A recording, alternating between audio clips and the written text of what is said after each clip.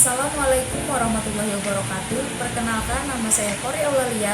Saya berasal dari Universitas Muhammadiyah Palangkaraya, semester 5, Prodi Bimbingan dan Konseling.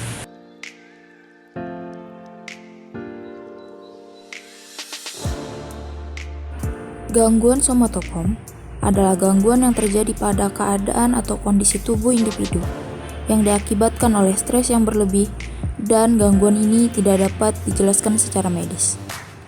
Ada 4 faktor penyebab terjadinya gangguan ini. Yang pertama, faktor genetis. Yang kedua, faktor lingkungan sosial. Yang ketiga, perilaku. Yang keempat, faktor perilaku dan kognitif. Kemudian ada 5 jenis gangguan pada gangguan somatofom. Yang pertama yaitu somatization disorder atau gangguan somatisasi. Yang kedua, pain disorder atau gangguan nyeri. Yang ketiga, conversion disorder atau gangguan konversi. Yang keempat, body dysmorphic disorder atau gangguan dismorfik pada tubuh. Dan yang terakhir, hipokondriasis.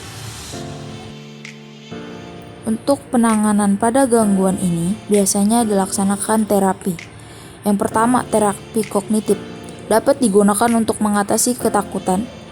Yang kedua, terapi keluarga dapat digunakan untuk membantu mengubah jaringan hubungan yang bertujuan membantu usaha untuk mandiri.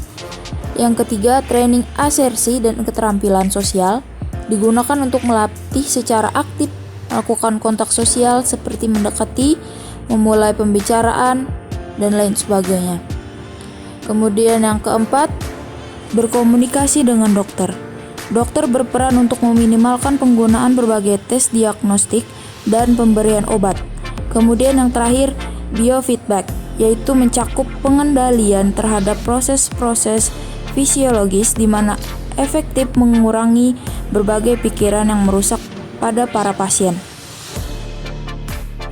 Oke, mari kita berlanjut pada gangguan disosiatif. Gangguan disosiatif ditandai dengan suatu kekacauan atau disosiasi dari fungsi identitas, ingatan, atau kesadaran. Gangguan ini sering juga dikenal dengan kesurupan. Ada 4 jenis gangguan disosiatif. Yang pertama, amnesia disosiatif, yaitu hilangnya memori setelah kejadian yang penuh stres. Yang kedua, fugue disosiatif. Fugue disosiatif adalah hilangnya memori yang disertai dengan meninggalkan rumah dan menciptakan identitas baru. Yang ketiga, gangguan depresionalisasi. Gangguan ini merupakan gangguan di mana persepsi atau pengalaman seseorang terhadap diri sendiri berubah secara menyedihkan dan mengganggu.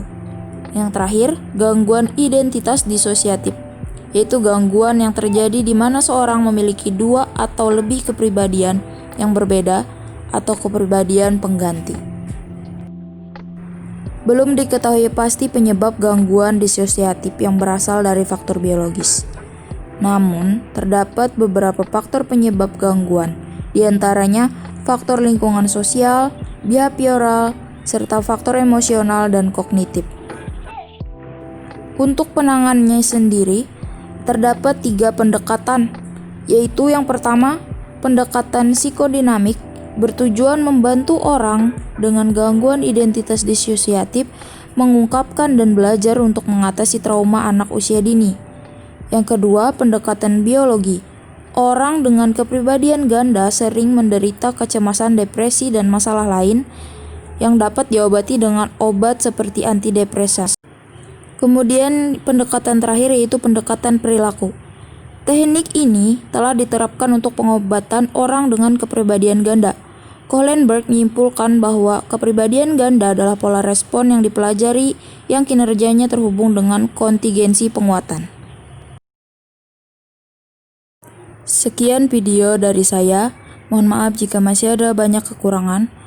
Terima kasih telah menyaksikan. Wassalamualaikum warahmatullahi wabarakatuh.